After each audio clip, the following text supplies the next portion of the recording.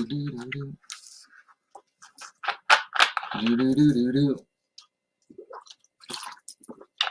live. Just a minute. See if I get anybody in here. As soon as I get somebody, we'll go live. And if not, I'll go live anyway. I don't like going too late, but I know it's Saturday and people got stuff to do.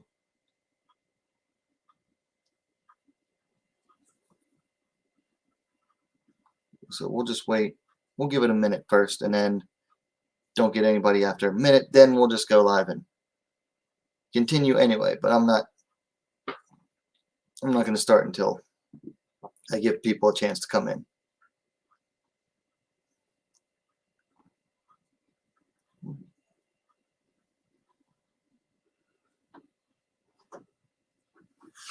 All right, so nobody yet. Let's go live anyway.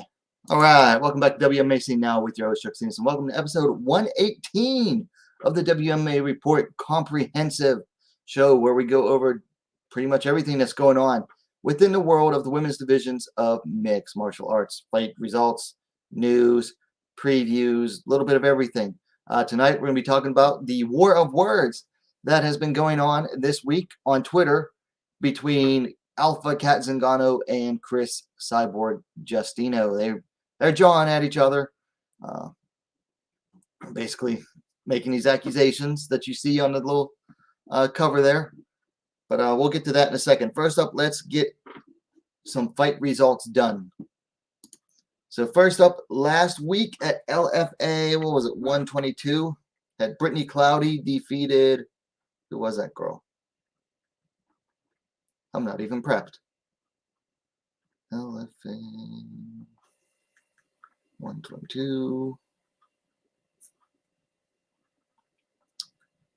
Brittany Cloudy defeated Annette Nichols in a bantamweight bout via TKO in the first round, 3 minutes, 14 seconds. This fight, you have to go to LFA's Facebook page to watch it one, but it is like separated as an individual fight. Brittany Cloudy, really nice finish there for her. Just was beaten up on Nichols, and then they called in the doctor because Nichols was just bleeding from, I think it was like right here on the bridge of her nose, and stopped the fight. But absolute drubbing there by Brittany Cloudy. Then fight exclusive night, I think 34, a bantamweight bout, bantamweight title fight. Katerina Shekalova defeated Yulia Kutsenko via rear naked choke in the first round. Quick fight, another quick fight, first round finish. I thought Kutsenko was outlanding Shekalova on the feet for a little bit. So Shekalova switched levels, went for a double leg takedown, got Kutsenko down, and Kutsenko just looked clueless on the ground, which is weird because she has way more fights than Shekalova does. Of course, she also has a journeyman's record. But so Shekalova, Katerina Shekalova, is now the FEN bantamweight champion, and she is one of the bantamweight fighters that I think that the UFC should be keeping an eye out for, possibly signing this year. Then over at the UFC, what was it, UFC 270, we had a pair of ladies bouts. First up, opening the show at flyweight, Jasmine Jazzvicious defeated Kay Hansen via unanimous decision. This is a pretty good fight here. Jazzvicious just outworking Hansen for the first two rounds. Third round, Hansen started landing her left hand a lot better, and her lead left went to the judges, and one judge, I believe, saw it all three for Jasmine. Two of them saw it 29-28 for her as well. So Jazzvicious, successful UFC debut. Kay Hansen already announced that she's going back down to strawweight. She has a fight book too, and I'll mention that in a second because there's a lot of news to cover. Then down at strawweight, Vanessa Demopolis defeated Savannah Gomez Juarez via first round armbar. This was fun too while it lasted. Gomez Juarez, hit Demopolis with a left hand at one point and then dropped her with another big overhand right. I'm sorry, overhand right hand. And dropped Demopolis, followed her down to the ground, which I thought was a mistake as soon as she did it. Demopolis able to regain her composure and got latched on the armbar. So really nice win for her there. And I think she gained something like 48,000 new Instagram followers overnight, did Demopolis. So good for her. So that is it for the fights for last weekend. So let's move on into, we got a lot of news to cover. Let me move my iPad over to hold up my notebook here. But a lot of fight announcements. So first up, Battle MMA goes down March 19th in Colorado Springs. A featherweight bout has been set between Barb Cisnolovich and Carolyn Biskup. Then we have FAC 12 on February 6th in Kansas City, Missouri. That's going to go down on UFC Fight Pass. An atomweight bout, Elle Wagman taking on Christina Christ. Also, I believe that show, they're advertising Dana White's going to be in attendance watching to film an episode of his Looking for a Fight series. So hopefully the ladies perform well. Then Pancrase 326 goes down March 21st. They've added a strawweight championship belt. The champ, Emi Fujino, welcoming challenger Karen, formerly Karen Date, formerly from Team Date. Then Coastal Combat 10 goes down February 12th in Australia. A flyweight bout. Nicole Sepisveri taking on Lisa Kiriaso. I think it's a Greek name. And then, but nice to see the ladies division still getting some attention down there in Australia. And good to see Australian MMA, still chugging along down there. Then Bellator 274 goes down February 19th. So first we had a cancellation. They canceled the fight between Vida Ortega and Kerry Melendez. I don't think I saw the details why. But they added a flyweight bout between Deanna Bennett and Justine Kish. And I got to be honest, that's a downgrade. That is a bit of a downgrade, at least as far as excitement level goes. That's a bit of a downgrade. Then we have UFC Fight Night scheduled for April 30th. Shanna Yun taking on Gina Mazzani at flyweight. Both of those ladies moving down to flyweight for this one. Then Octagon 31 goes down February 26th in the Czech Republic. We have a bantamweight bout. Lucia Pudilova taking on Olga Rubin. I did a video on that one, its own individual video. I'm excited for that fight. I think I love talking about Lucia Pudilova because every fight, she does her best to bring out the action. So hopefully she does with this one as well. And Olga Rubin making her official bantamweight debut. She's former Bellator featherweight title challenger. Then we have a UFC Fight Night scheduled for April 23rd. We have a strawweight bout. Jessica Andrade taking on Amanda Lemos. That should be an absolute banger. And then we have a flyweight bout. Macy Barber taking on Montana De La Rosa. That should be a good one as well. Although I think the real marquee fight out of those two is going to be Andrade versus Lemos. Then UFC has a May 7th event. And they added a featherweight bout. Norma Dumont versus Macy Chiasson. There's nothing really going on at ladies featherweight in the UFC. But I got to admit, I think that is the right weight class for Macy Chiasson. And then UFC April 30th. Flyweight bout. Antonina Shevchenko versus Courtney Casey. I think it's do or die for both of these ladies.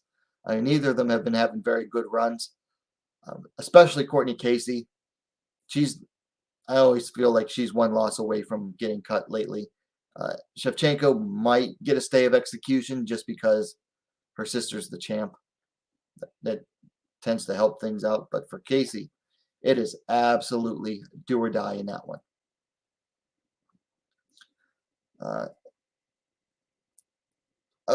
Next up, Deep Jewels, the Japanese all-women's MMA promotion, has announced that the first round of their flyweight Grand Prix is going to go down at DJ 36 on March 12th. And they announced all of the participants. I did an individual video on that one. Feel free to check that out later.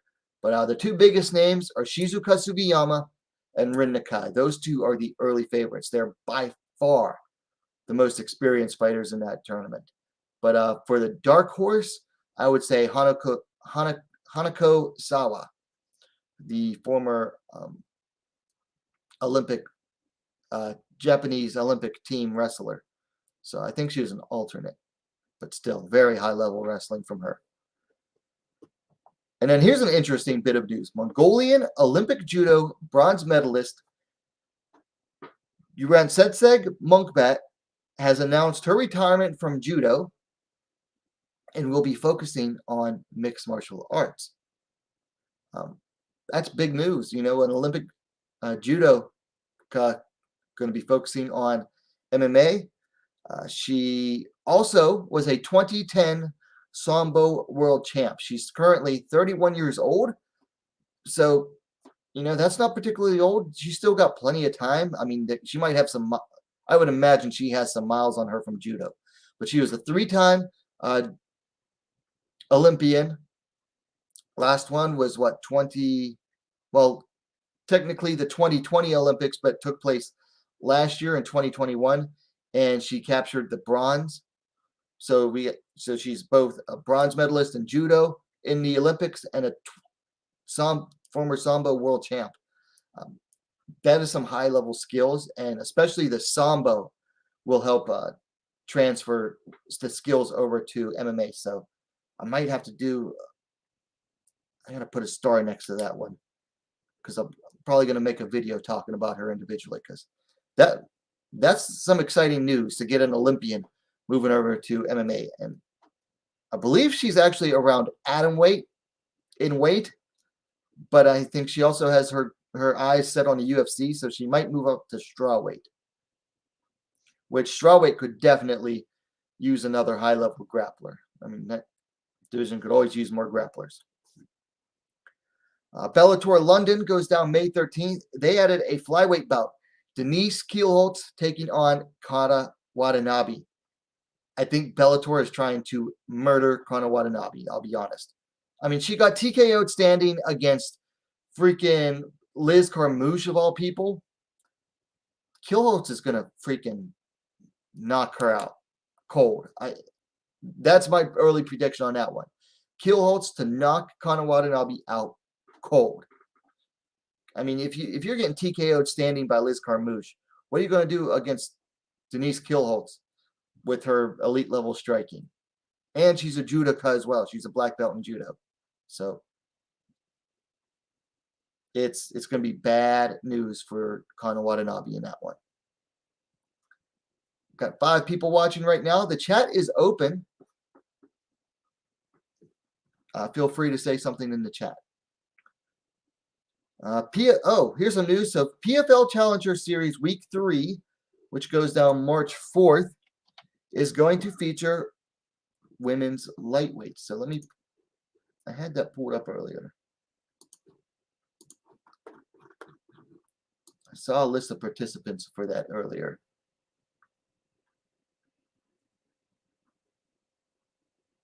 Let's see if I can find it. A little higher. No. Where did I find that? Nope.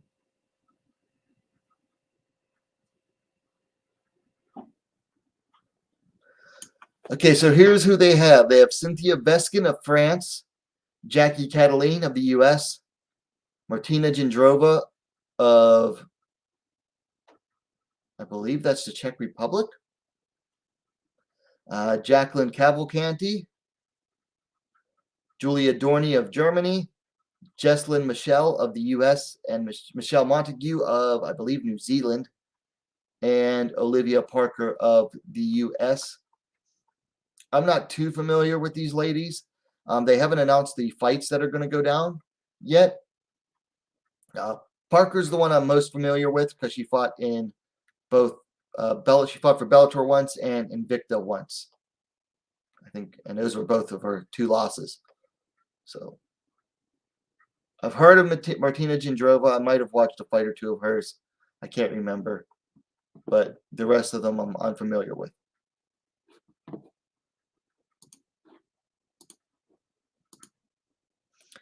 Anyway, okay. Oh, here we go. UFC has an event scheduled for April 16th. They've added a bantamweight bout. Lena Landsberg is going to take on Penny Kianzad. That should be a good one. That's, at the lower ends of the rankings, I believe. But it's good to get some bantamweight action in. Penny Kianzad, first fight back after having a kid. So it'll be interesting to see how what kind of shape she's in on her return. And then Invicta 46 goes down March 9th, and it is going to be headlined by a flyweight championship. Karina Rodriguez, the champ, taking on a Brazilian lady. I can't remember her name. Anyway, I've got to work on that video for that one. So we'll have that out a little bit after I'm done with the show here. Then UFC 274 goes down May 7th. They added a strawweight bout. Lupita Godinez taking on Ariane Carnelossi. That's going to be a good one. I want to see how Godinez handles the physicality of Carnelossi, because pretty much everybody else has had a hard time dealing with Carnelossi's physicality. So I really want to see how Godinez handles it. Then UFC February 26th, the fight night. They were supposed to have a bantamweight bout between Josiane Nunes and Wu Yanan. Wu Yanan has been withdrawn from the fight, I believe, due to injury. Stepping in is going to be newcomer Jennifer Gonzalez. I looked up Jennifer Gonzalez. She last fought for UWC, and I believe her fight is available on Fight Pass if you want to check that out.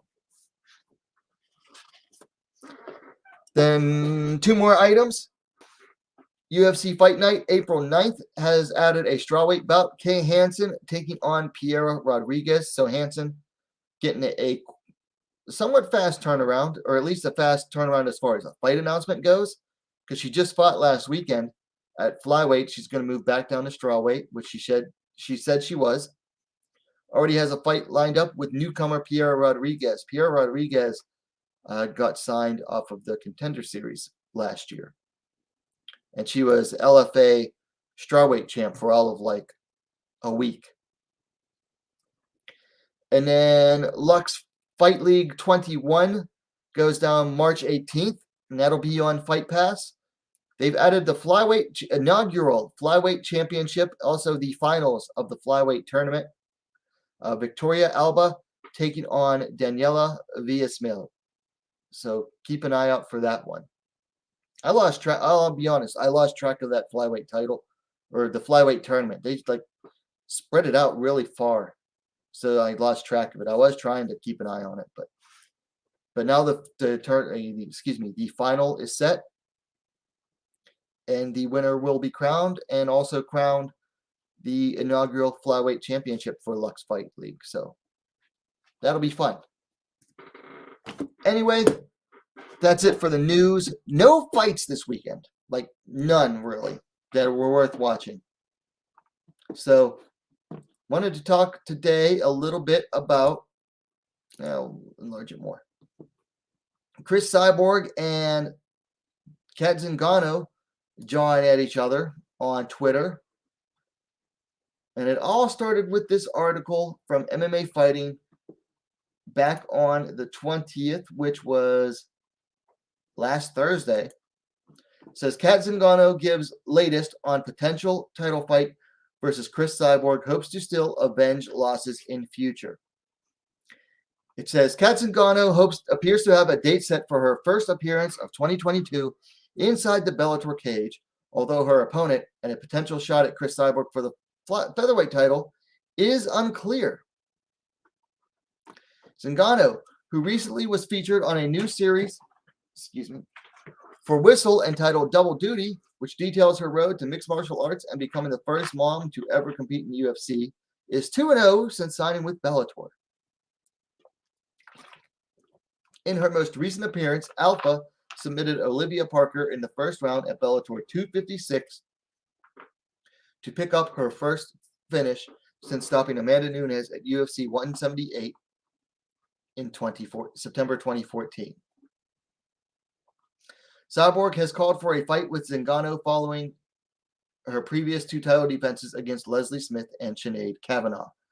Bellator president Scott Coker recently stated that the promotion is planning for the matchup between Cyborg and Zingano to take place in the first half of the year, yet according to the potential challenger, that's still up in the air. Cris and I have probably been calling each other out for over a decade at this point, Zingano said. The fight I had with Megan Anderson at UFC 232, I was told to train as an alternate in case anything happened between Cris and Amanda as a backup. We've had these conversations, and she's been calling me out since I got to Bellator. I've been calling her out since I've been at Bellator, but it always seems like there's been crickets afterwards. I've heard from them as well, but it doesn't ever happen. I've been waiting, but I believe it will be this year. I've confirmed March 11th will be my next fight, but I don't have an opponent or a location confirmed, Zingano continued. I've been told that I can start training my butt off for that date. They're talking about it, management is talking about it, but I'm just getting ready for whenever. I want that. I'm sure it will be this year, but I'm not sure whether or not that will be next. Earlier this week, Cyborg took to social media to state that the March 11th date would be just fine for her should the promotion move forward with that title bout. And we'll get to that in a second. Let me see. Is there anything else? Okay, the rest of that's just fluff. But the point is, Zingano got told to be ready for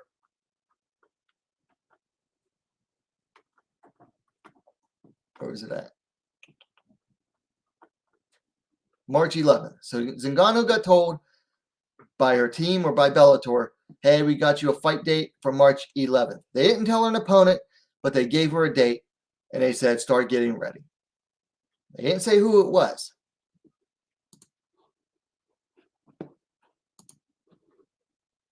So Cyborg comes up.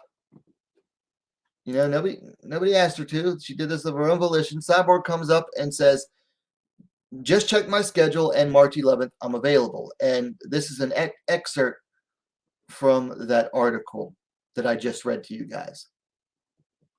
So Cyborg volunteers to take the fight. Then I think there was like 1 or 2 other things that I might have missed. Might have gotten deleted because you know how it is. You know, people delete shit on Twitter all the time. But so Zingano texted at 6:26 p.m. on the 26th, hearing Cris Cyborg is refusing to drug test. So accusation out of nowhere right now, which makes it kind of sound like, oh, the fight was being considered. That it might have been that maybe the Cyborg offer was being made at some point. At least that's what it makes you think. Then on the 26th at 8:10 p.m. Yeah. Oh, so there were some more going back and forth between Zingano and Cyborg, and they definitely got deleted because I went down both their profiles. I believe No Filter MMA caught both of them, and he made a couple videos on this already. So shout out to him. You can go check those out later. But there were definitely some tweets that I missed today in my prep that I think got deleted. But automatically, you know, Cyborg got upset about, you know, being called out as a drug cheat. Her fans got upset, and people were starting to trash Zingano. Zingano at 8:10 p.m. on the 26th. So this was less than 2 hours later. And there was definitely some back and forth between them that I missed. But Zingano says less than 2 hours later, I have been told my opponent and that it's a #1 contender match set for March 11th. That'll give someone plenty of time to get their shit together enough to fight me by summer. And the conjecture here that was going on between in the comments was that basically, and I mentioned this, basically saying giving enough she's giving Cyborg enough time to cycle off, is my opinion. The next day, or no, this is like, yeah, this is basically the next day. I don't know why it says 2 days down here. But Cyborg here with Kat, why are you lying? I haven't refused any drug tests. I'm ready whenever you are. Behind the scenes, you keep saying to Bellator, you need more time to prepare for me. You need a different opponent first. Now you go on social media with lies and smear campaigns and excuses. Sad. Oh. So, juicy gossip between these two going on.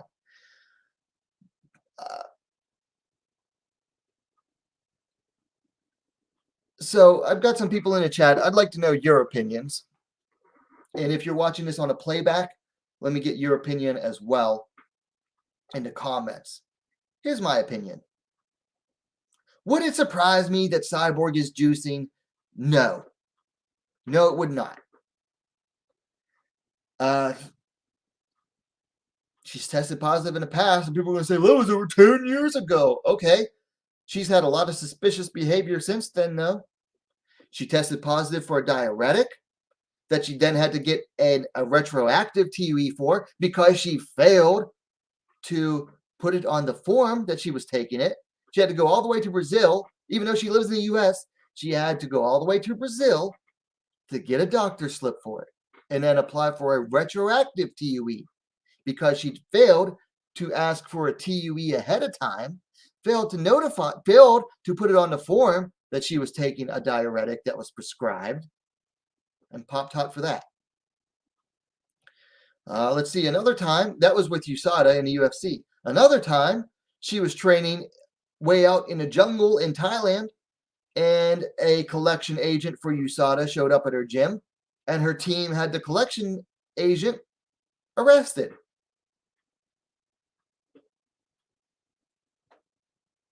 So the suspicious behavior hasn't stopped. So it would not surprise me if Zingano is trying to refuse a test. It would not surprise me if she's on drugs at all.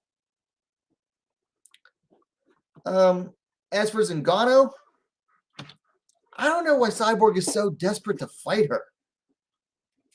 Why are you so desperate to fight someone who hasn't been relevant in years? Okay, let's bring up Zingano's record here.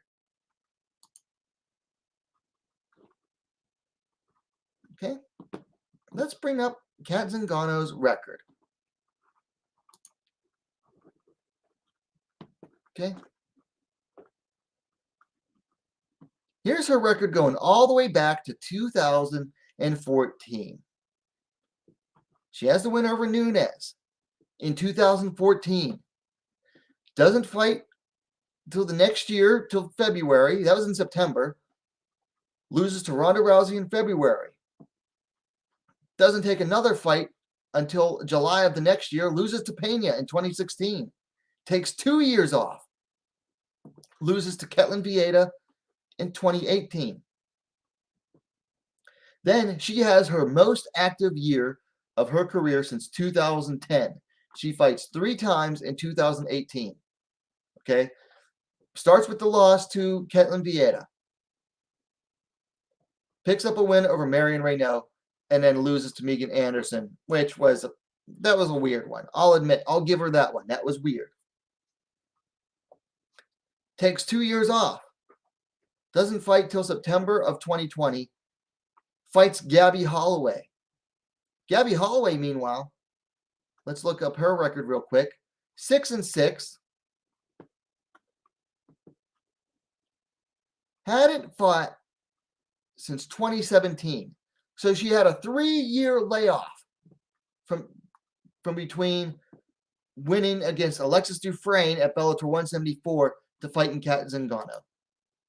By the way, Kat Zingano almost got finished by Gabby Holloway in that fight. She got mounted and almost finished. Then Zingano fights Olivia Parker at Bellator 256. Parker was only 4-1 at the time, taking on a fighter who was 11-4. Parker also has 0 wins against opponents with a winning record. So that was basically an absolute gimme fight for Zingano. So what was the last truly good win that Cat Zingano had? Marion Renault's an okay win. I'm not going to put Marion Renault down. That's a decent win there in 2018. It's 2022 now. So her last really good win, great win, was in 2014 against Amanda Nunes. So why, here's my question. Why is Cyborg so eager to fight a former bantamweight who started her career at flyweight and hasn't beaten anyone of real note since 2014? I'll tell you why. And Leslie Fisher in the chat, welcome Leslie Fisher. She must want to beat her to show she's worthy of another Nunes fight. That's the only reason for Cyborg to be eager to fight Zingano, Cat Zingano, in 2022, because of a win over Amanda Nunes back in 2014. Because at the time, up until a month ago, Cat Zingano was the last person to beat Amanda Nunes. Eons ago, basically, as far as fights go. But now that win doesn't even mean anything anymore because she got beat. Amanda just got beat by Juliana Pena. So that devalues that win, honestly, at the point.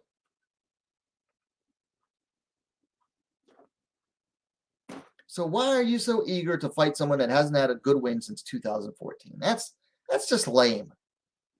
And looked like crap in one of her 2 recent wins. She did not look good in that Holloway fight. And that's not, I'm not trying to put Cat Zingano down. I'm indifferent to Cat Zingano. But never been a Cyborg. Well, I used to be a Cyborg fan several years ago. But to me, it's just lame. It's like you're trying to fight someone who spent most of their career bantamweight, typical of Cyborg, and hasn't had a good win in a long time. Again, typical of Cyborg. It's just all this constant lameness from Cyborg. Now, is Cyborg actually refusing the drug test? I don't know. Would it surprise me? Not one bit. Here's the thing, though. Bellator only does whatever the local athletic commissions do. So, depending on where the fight is supposed to take place, they might do as little as a pre-fight urine test and a post-fight urine test. It all depends on where the fight ends up taking place. Bellator's March event, I'm not even sure where they're supposed to be going in March, or if they even have a location set yet.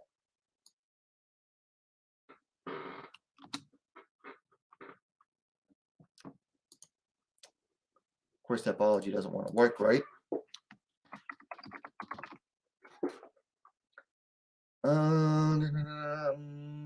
They don't even have an event scheduled for March. 276 on the 11th. Where is that one scheduled for? They don't even have a location yet set for it. So who knows where that's even going to take place. But yeah, normally I don't even go into all this, drama, social media drama back and forth. But I thought this one was a little hard for even me to pass up. Last thing I want to talk about today was something I posted yesterday on a community post. Yeah, one championship. They just had their atomweight Grand Prix last year, but I think it's neat because you have the champ Angela Lee here on the left is going to be taking on the Grand Prix champ, Stamp Fairtex, at 1X on March 26th, I believe. But on that same event, you have the number 2 ranked Denise Zamboanga and the number 3 ranked Ham Sahi facing off each other. So basically, one championship in their atom weight division, which is 115 pounds. Basically, just finished one Grand Prix. Now they have a mini Grand Prix going on here. So I thought that was a interesting note. And then I did a poll, which the poll is still up on my channel on the community posts, I asked, who ends the year as the one championship atomweight champion? Got 12 votes so far, with Stamp Fairtex ahead by 58%. Angela Lee and Denise Zamboanga tied at 17%. Ham Sahi got 1 vote. Man, y'all better learn to recognize who Ham is. I realize that she's like a hardcore fighter. But man, and I hate to throw the word casual around, but some of y'all need to recognize who Ham is. And that's just me being, you know, a little bit of a fanboy there. But hey, I'll admit I am a Ham fan. But someone mentioned Conference Chicanery left a comment on there. He said, I can see that, but with Android 18 stalking and Panda being Seonjin-nan, Android 18 is Itsuki Arata, and Seonjin-nan lurking, it's a full-on top 5 shakeout with strawweight implications as well. That's a good point he brings up, because Seonjin-nan, who is the 125-pound champion, is likely to move down. She wants to face Angela Lee again in a trilogy bout. But I don't think it's Kiarata's around. She didn't get past the first round of the Grand Prix. I mean, she got past it. She won, but she hasn't fought since then. So she's, I think, a couple wins away from a title shot, at least. Whereas Zamboanga and Ham, they're right there already. And then he also says, after this plays out, neither Ryzen nor the UFC will be able to claim supremacy in the lower weights of WMA. I kind of disagree with that. Because as far as actual atomweight goes, Ryzen rules the roost. Right now, as actual real atomweight or super atomweight, Ryzen rules the roost. And at 115, come on, UFC runs the game at 115. That's all there is to say to that one. So, but yeah, I think this is going to be good here. And both of these fights, Lee versus Stamp and Ham versus Zamboanga, goes down at 1X, which is, I want to say, the 26th. Leslie Fisher says, I believe they're expecting ring rust with Unstoppable, so why not have more big fights to set eyes on? I feel Stamp gets the win. Yeah, ring rust could definitely play a factor in Angela Lee. I mean, it's been almost 3 years since she fought, so that could play a big factor. But I think Lee definitely going to come in the bigger fighter.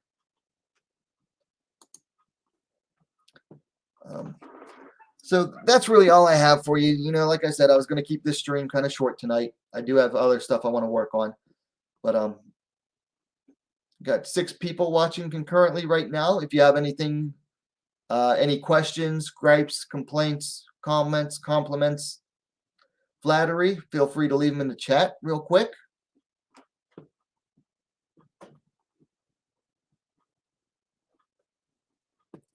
Nothing. So otherwise, don't forget to like the stream, please.